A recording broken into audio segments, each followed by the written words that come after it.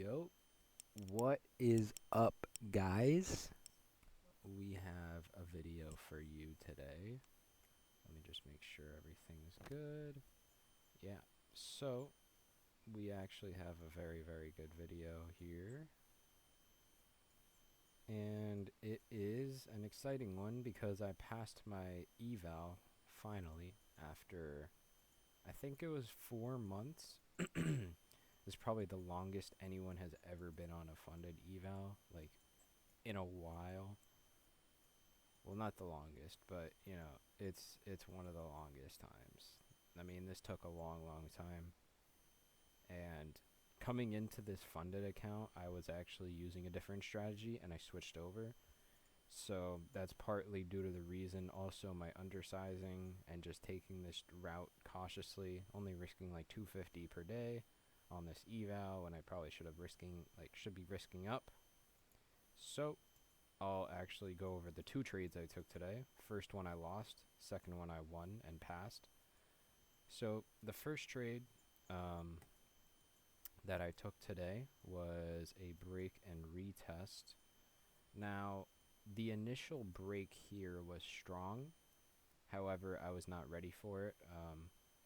And we did make and by the time I saw it make this wick.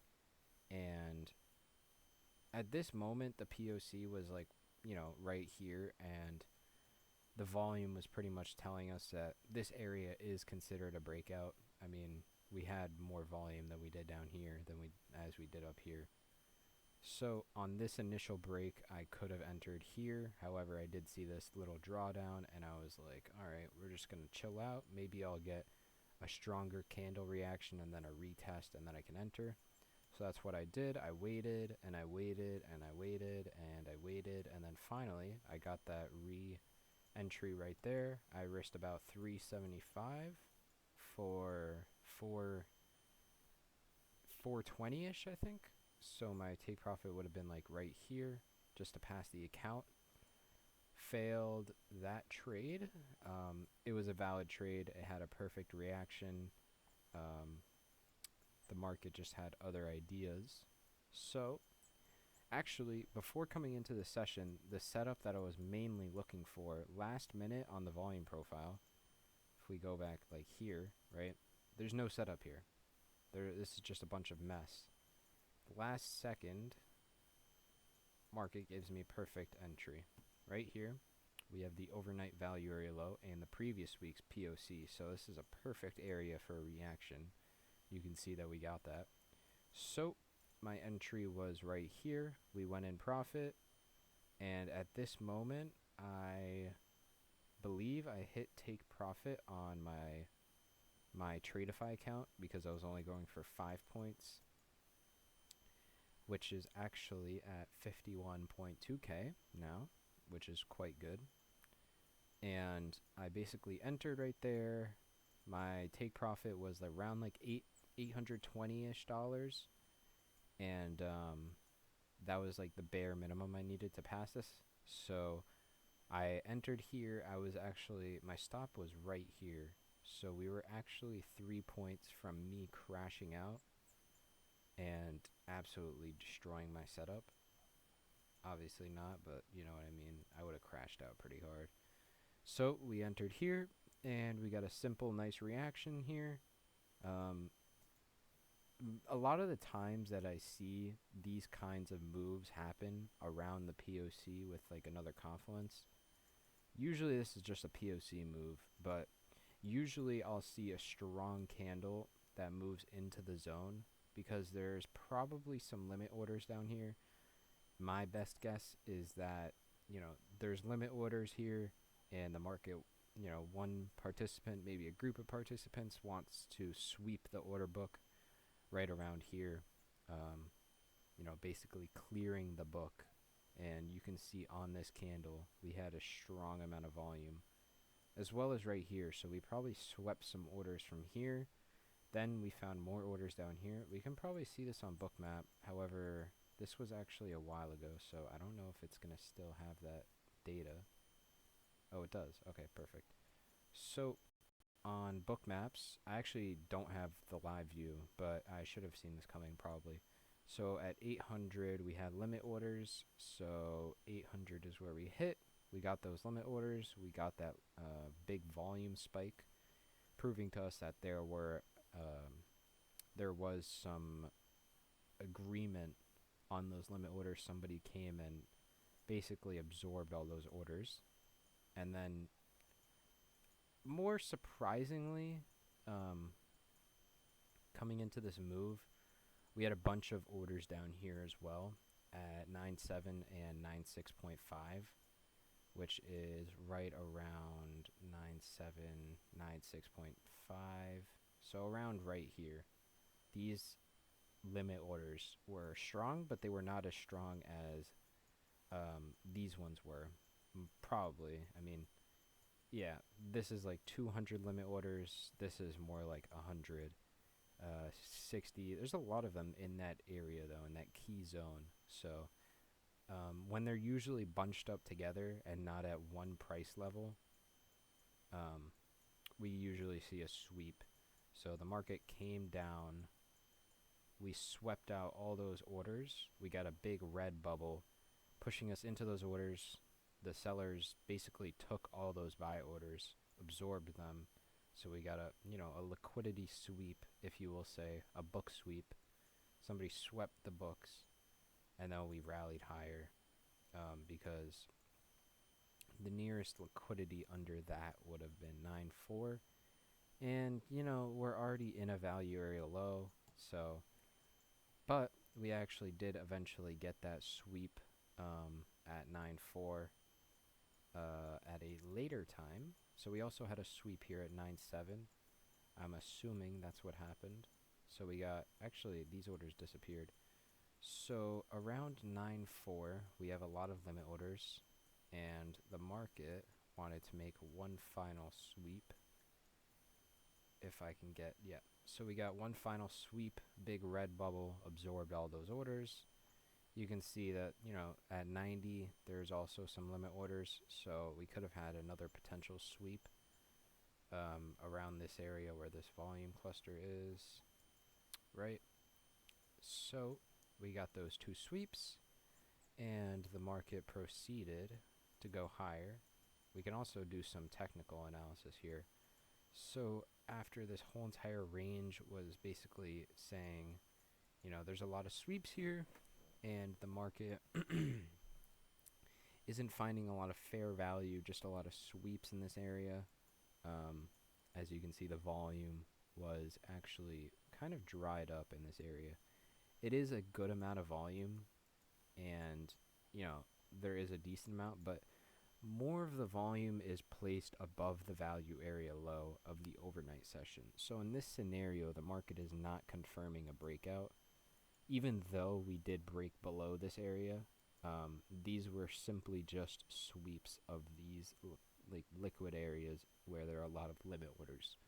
You could see we have a lot of volume come in on these candles in which the sweep happened, right?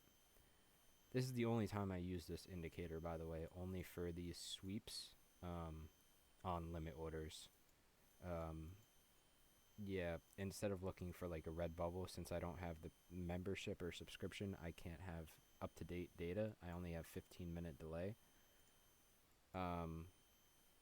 So basically, I look for those big volume things right there, big volume bumps, so we know that there is a sweep. And usually after all these sweeps, we usually take the path of least resistance, which is to the upside. If we get a sweep to the downside, we get a reversal. And if we get a sweep to the upside, we get a reversal as well. So in this scenario, more volume placed above the value area low, and this is where the fair value is in the market currently. So we can probably expect the market to range to at least between the overnight session high and the overnight session low value areas. And, this is basically what happened. We came up, the market was not pricing in, this area up here yet. The market was simply just adjusting. since we had a lot of, agreement down here. Fair value should be within this range, and anything above here is a breakout.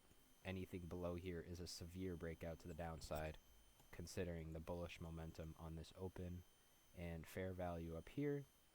So a breakout would have been a little bit unexpected there. That's why I took that trade also. Just because I did think this was this is a classic B tier setup. It's a good setup for a reversal and a bounce at least. I took profit around 08, somewhere around here, and I passed my funded account on that trade. Made 500 on this one. Lost 250 on the first trade right there. Made 500. Made 250 in the day. So overall, that was about it. I'm actually very hyped. I did pass the account. So we actually did come up to the POC, have a good rejection, and then we accepted it. Right now, I'm expecting the POC to just remain between this area and this area. I don't expect it to go lower.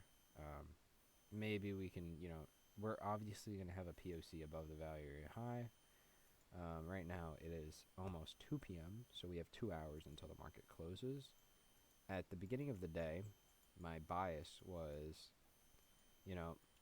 this overnight, usually when we see a gap in the beginning of the week, it's usually because of news. And you can see here that all these news events are just being delayed because the government is shut down. And if we go on Polymarket, you can see that the market is basically pricing in the government to reopen up this week, if not within the next 2 weeks. So overall, the market should be bullish coming into this week, and that's why my expectation for the day was for us to at least hit this area right here, the previous week's value area high. Because right now, we're basically pricing in the upper end of this range, and the market is bullish in that way. Coming into here, we had that gap up, and I was thinking, if the market has a positive response to this previous week's POC on the overnight session, and we start holding above it, then we're going to be bullish into this opening. So on this opening, there's a couple things. You could have entered on this break and retest and gotten a huge breakout. A lot of the time when you have a break and retest, you can actually go for a very high RR. You can go for something like, the usual amount of risk that I would use for a setup like this would be 5 points. And I would just go for probably a 2-to-1 RR. In this case scenario, considering the fundamentals and everything, I would have taken profit at 2-to-1 RR. Not at 1-to-1 RR, because it's a breakout trade. Considering we're going to put in a higher volume range, right, than this area down here. So at least like 21 points above this value area high is what I was expecting. So overall, we did get that. However, it did happen after a big drop, right, back down to this area. So, profit at 2-to-1, and then I would probably hold a runner all the way up to here. It sounds extreme, but, when you have good fundamental bias about the current week being bullish and pricing in a news event, you can take some outrageous, longs, because you know that the market is going to be more bullish than bearish in this scenario. And we're already getting technical analysis that's proving that we are bullish in this case scenario. So, right, an entry here, I saw that there's a good amount of, buying activity, right? We got that sweep, then we got a full wick here, so we couldn't even close below this area on the 1 minute, right? And then we eventually started coming back down. This is now resistance, but there was little to no volume whatsoever. So in that scenario, I would probably not consider that a breakout. Right? In order to have a breakout, in my opinion, I prefer to take the first tap of an area, or so if there's a lot of context behind it, right? Like if the POC wasn't here and it was here, I would expect a breakout.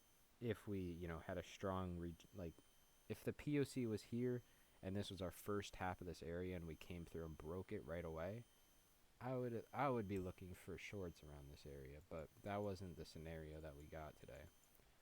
But moving on, um, we what? All right, well that's it. Um, yeah, I'm not trading anymore today, and yeah, I'll see you guys when I actually make some real money with this funded account.